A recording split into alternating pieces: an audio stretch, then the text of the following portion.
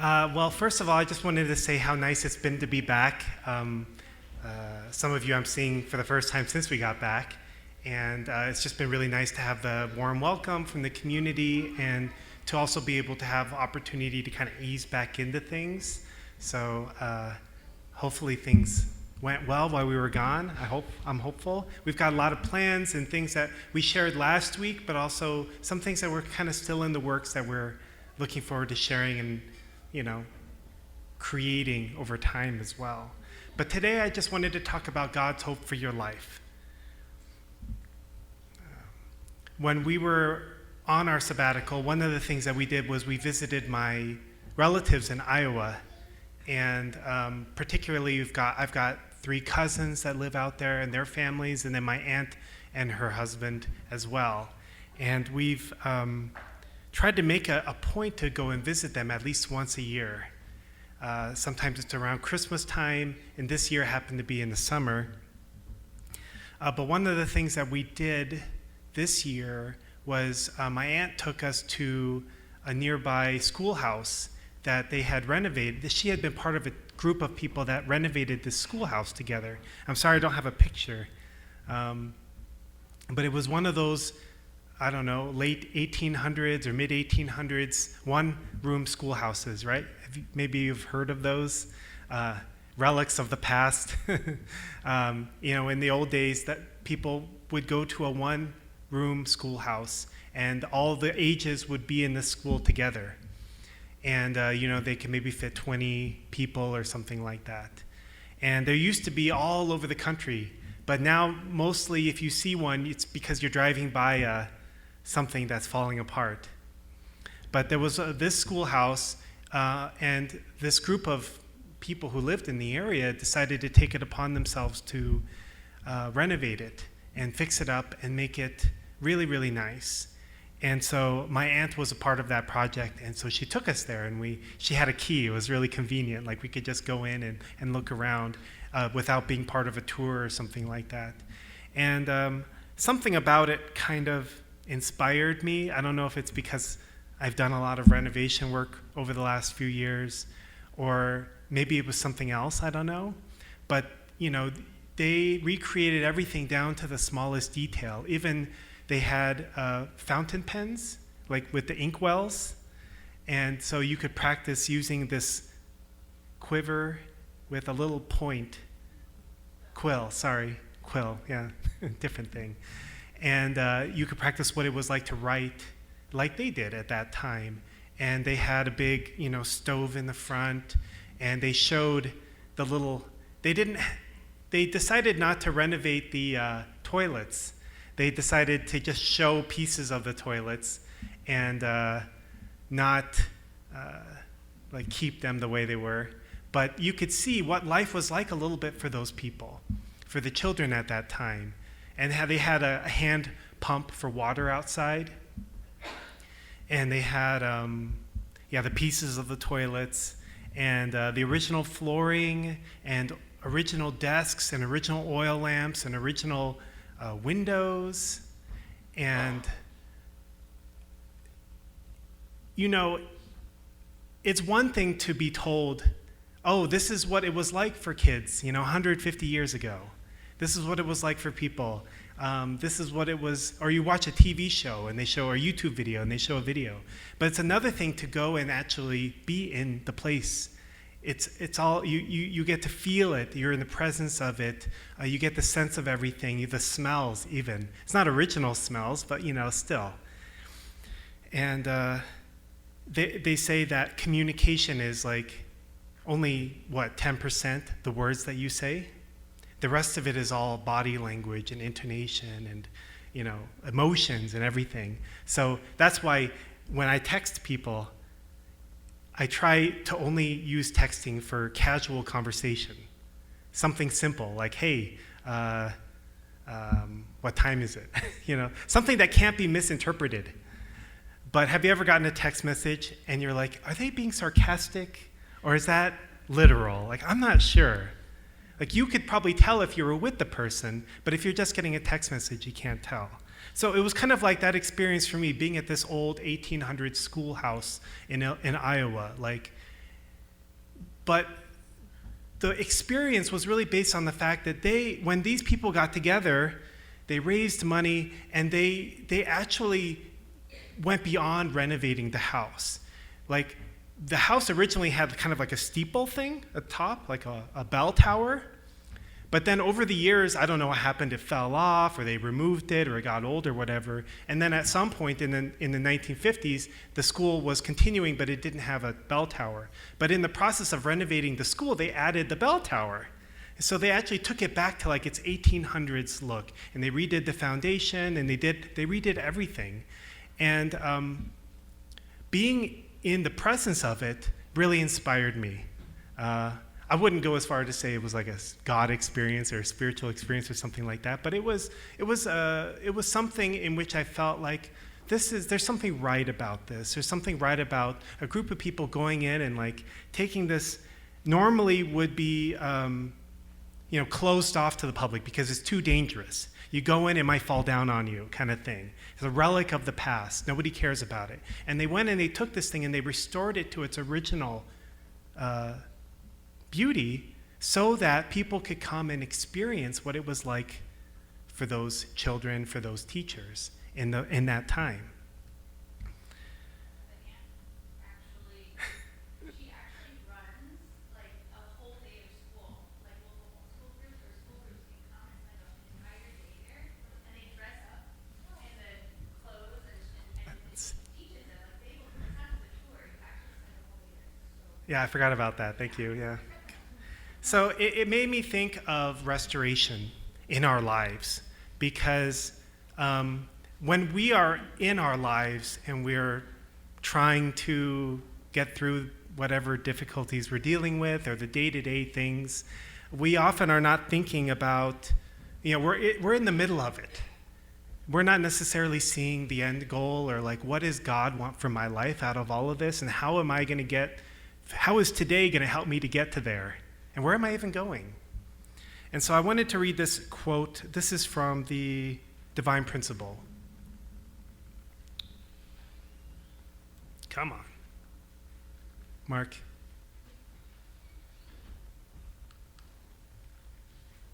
You might have clicked off the screen. There we go. Okay. All right.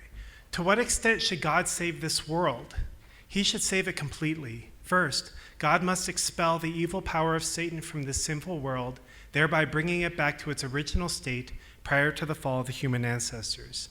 Salvation must then continue until the good purpose of creation is fulfilled and God's direct dominion is established. To save a sick person is to restore him to the condition of health he had before the illness. To save a drowning person is to restore him to the state he was in before he fell in the water.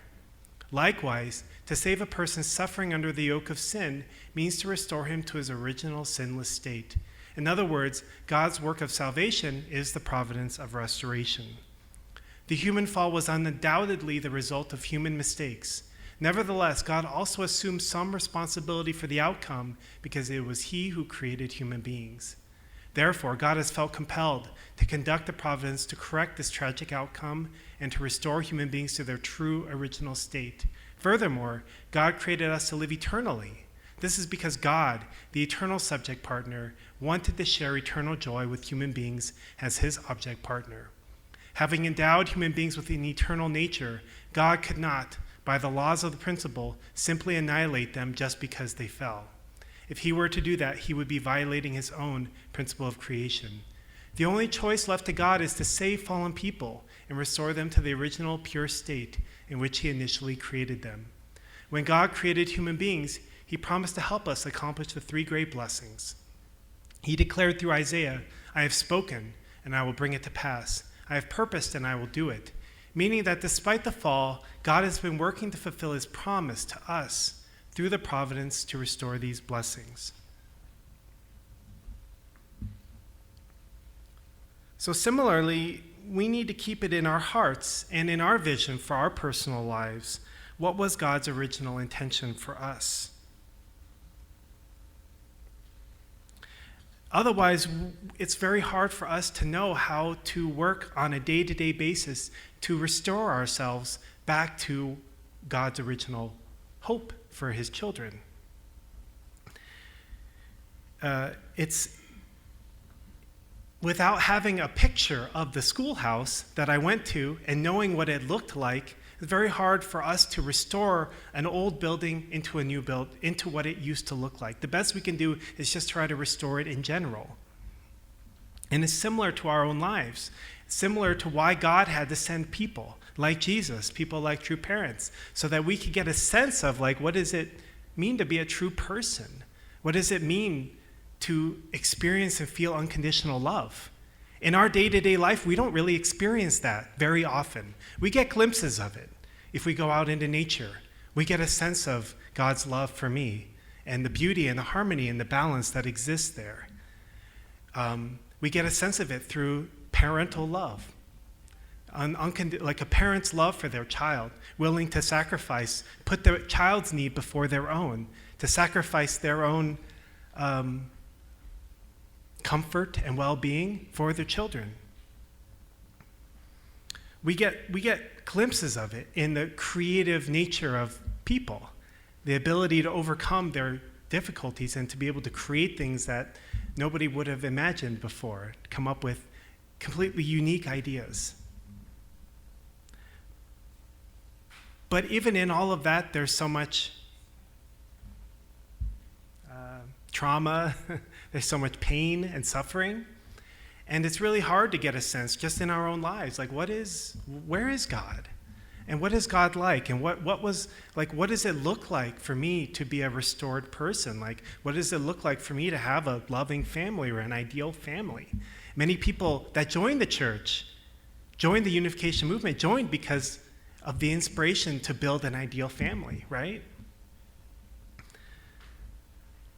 So having people like Jesus and true parents and having God's word in our lives help us to get a sense of like what does this ideal really look like?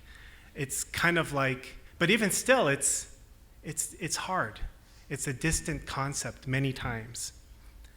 But one thing that we have to understand is that God's desire for my life today, God's hope for my life today, is actually not different than God's hope for Adam and Eve 6,000 biblical years ago.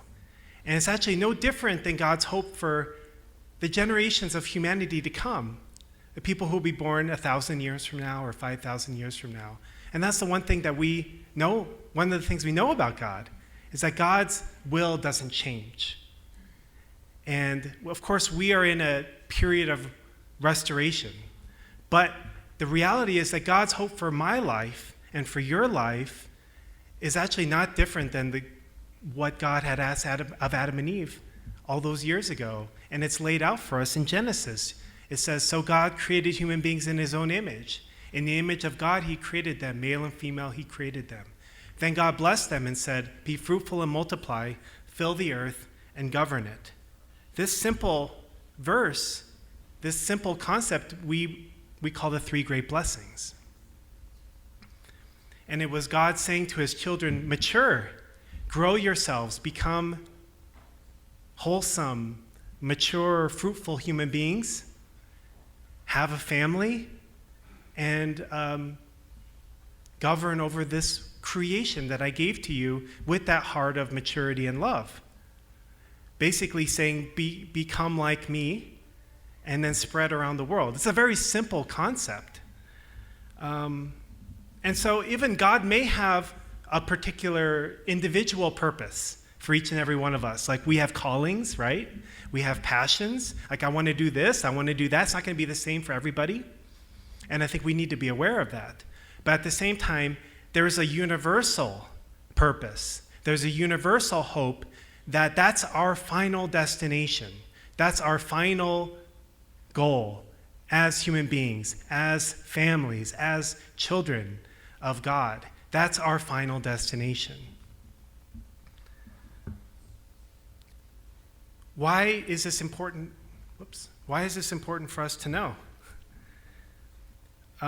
It's important for us to know because without having a sense of a direction in our life and what is God's purpose for me, it's hard to know how to live our life day to day.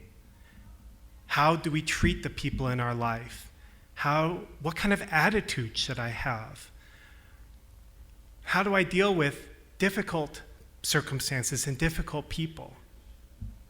It's kind of like this pointer thingy. There we go. It has a very specific purpose.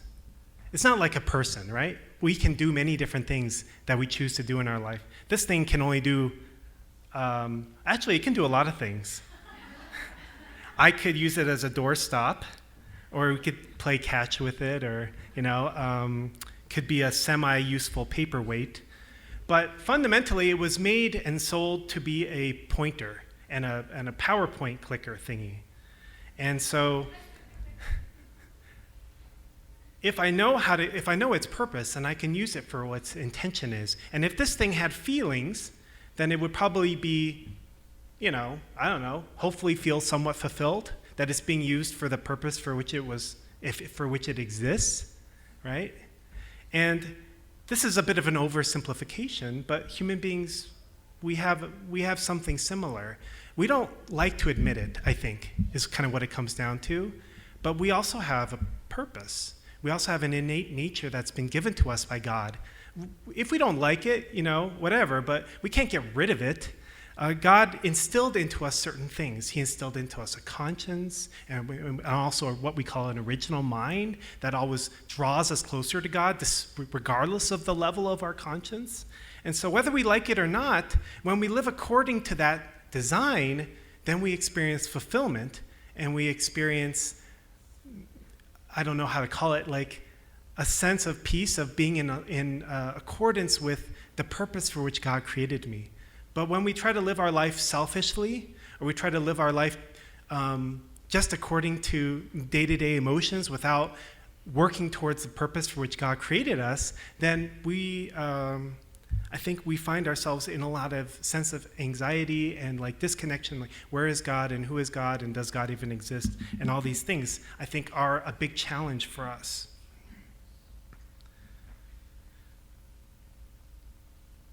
Somebody shared with me a little while ago recently that they were so grateful that one of the things that they felt was good about our faith and our teachings is this sense of like our purpose in life is to be a part of and to build and to be creating loving families.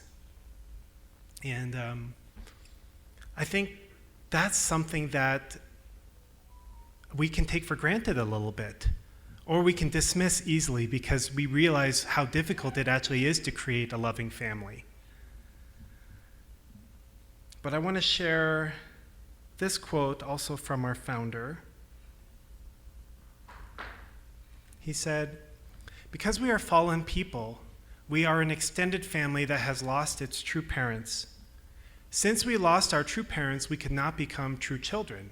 Even though the highest ideals of goodness that God intended to establish at the time of creation, true parents and true children, all broke down, God has vowed that he will bring true parents into being, even if a course of historical hardship is necessary, even if he has to endure endless hardship and suffering. At the same time, God is working to restore true children, true husbands and wives, true siblings, true nations, true world, the true humankind, and the true cosmos. God did not work by coming into the hearts of fallen people from the outset. He started working from a distance. First, he connected to fallen people through all things, and then through his true Son.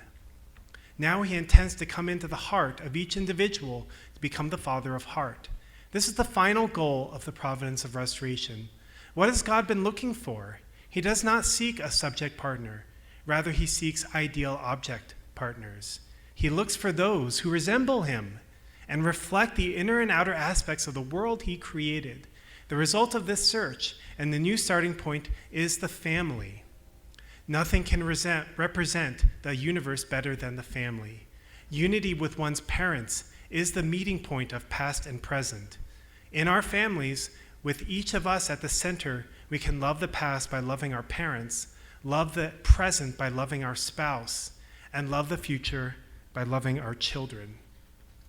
To deeply experience the love of 3 generations is to connect the past, the present, and the future.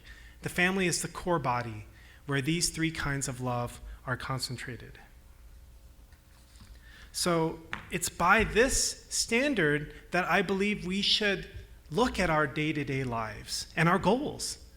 What am I aspiring to in my life? And what do I do on a day-to-day basis? How do I spend my time? How do I spend my money? How do I spend my energy? Am I, through the things that I'm investing into, am I moving closer to this goal, this hope that God has for my life? Or are some of those things actually pulling me away or distracting me from that purpose for which God created me for? This can look very different in different people's circumstances.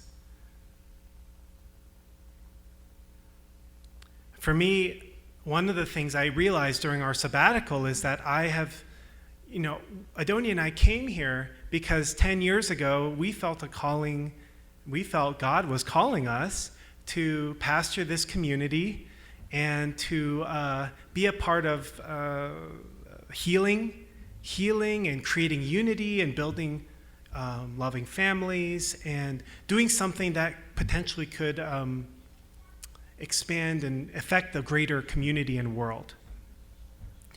But somewhere along the way, we didn't lose sight of that completely, but as you know, I ended up spending a lot of time doing renovation work, and I ended up spending a lot of time trying to whittle away at a checklist, and I spent a lot of time doing errands and busy work.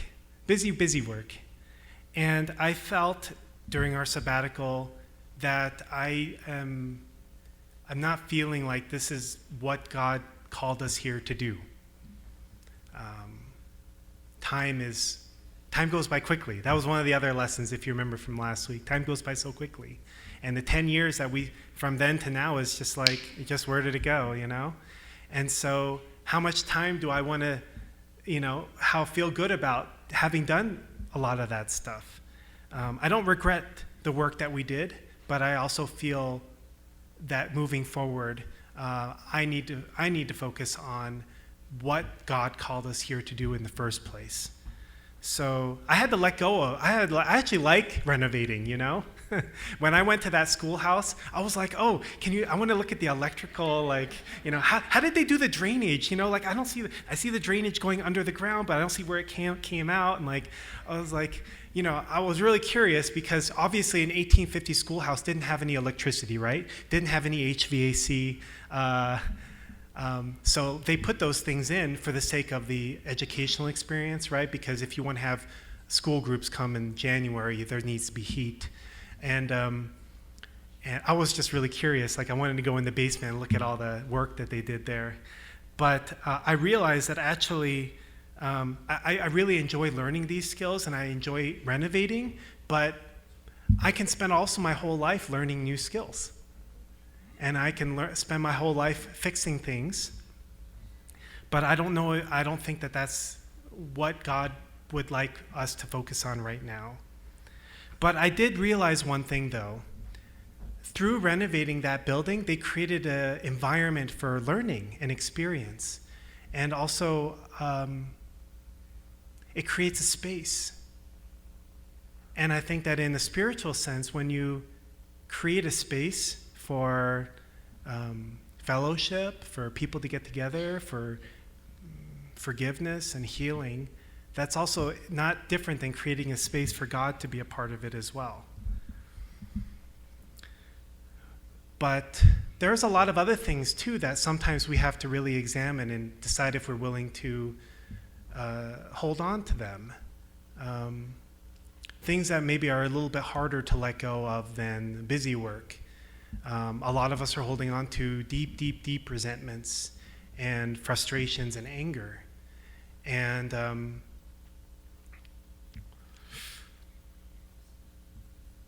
I can't really speak to that because I think that each person has the things in their life that they have to deal with.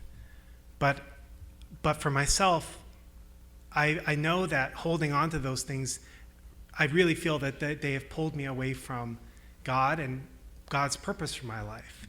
Because if God's purpose for my life truly is the three great blessings and truly is to realize loving families and ideal families, then there's really not a lot of space in there for those things.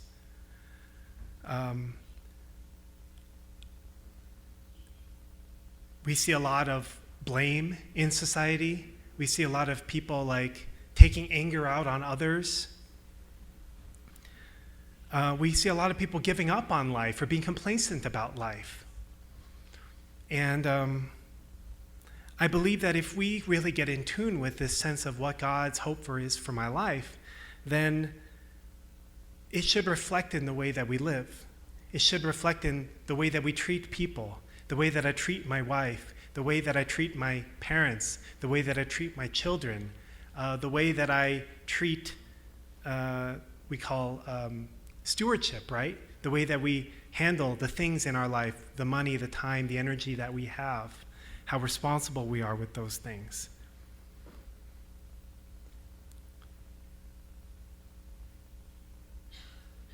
So recognizing God's hope for my life helps me to be able to see what we should and shouldn't be focusing on, and what are the things in our life that we're doing that maybe are helping us to move in that direction or also are pulling us away from it.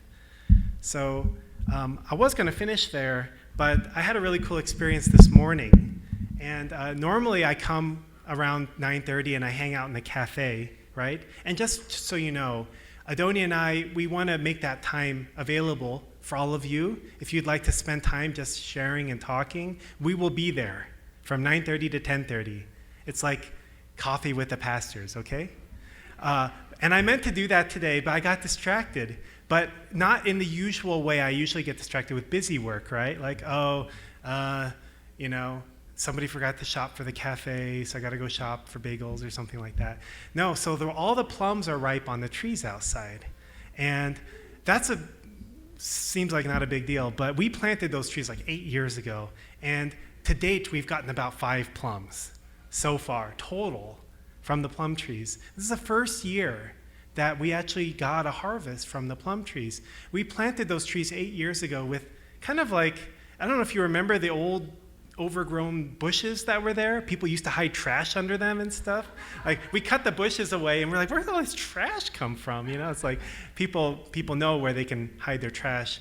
But then we're like, let's plant plum trees. Someday they're going to provide delicious plums, and the community and the neighbors can eat them and everything, and the squirrels. And but every year we're disappointed. Couple years we had hail, destroyed everything. Some years the squirrels just came and just ruined. We had aphids one year really bad. And every year we pruned them, we fertilized them, we cut down the little thingy offshoots, that suckers, okay, whatever they're called, things, to try to make these trees grow and be fruitful. And every year it's like, what are we doing wrong? Maybe we should have picked different trees. And this year is the first year. And I don't know what to tell you. Like, it's kind of a simple, maybe not very meaningful thing to you, but meaningful for me, because I think that sometimes life is like that too. Because you do all the right things, right? Sometimes I'm praying, I'm doing conditions, I'm trying to have the right attitude, I'm trying to love people, trying to be a good person, trying to do everything that I feel like God wants me to do in my life, but I don't see the fruits. It's frustrating. Or maybe some fruits are growing, and then something comes along and just sideswipes everything, like a hailstorm, and you feel like you're just back to the starting point again. And it can be very discouraging. And I just feel like this was like a little hopeful, symbolic, whatever experience, to feel like you may plant the right plants and you may do all the right steps and you may not see the results you're looking for right away. But if you keep doing the right things, eventually you should see some fruits. So I think that that's encouraging for me. I hope it's encouraging for you. We have lots of plums for lunch downstairs to go with your spaghetti. So I hope you can enjoy them. They also kind of falling all over the road, and then people were stepping on them, and there's like smashed plums everywhere. So we were like, yeah, we got to pick these. Otherwise, they're going to be a nuisance. So anyway, that's my message. I hope there was something there for you, and I'll offer a prayer to finish. Dearest Heavenly Parent, I'm so grateful for this group of people and our community that comes together and always works hard and invests despite the difficulties and challenges that they may be experiencing in their life, Heavenly Parent. And each one of us going through so many different challenges, Heavenly Parent, that only you really know what is going on in each and every person's life. I pray that you can guide us and that you can keep us humble, that you can always show us a direction to go. And also, Heavenly Parent, we can have the humility to walk in the direction that you have put before us, to always be seeking, Heavenly Parent, what is your will for our lives? What is your hope for our lives? Because surely, Heavenly Parent, we know that you are thinking about our futures. You are thinking about our lives, and you have the same desire for us that you had for your children, Adam and Eve, all those years ago. And the same desire you have for us today, Heavenly Parent, it's the same desire you have for all of your children. I pray that we can hold on to that hope and that desire, Heavenly Parent, not get discouraged and not give up when things get difficult, Heavenly Parent, because we always know there is goodness on the other side of those difficulties. And we thank you for being with us, guiding us. We're grateful for your presence in our lives. And I offer this prayer in our names, Blessed Central Families. Amen. And Aju. Thank you.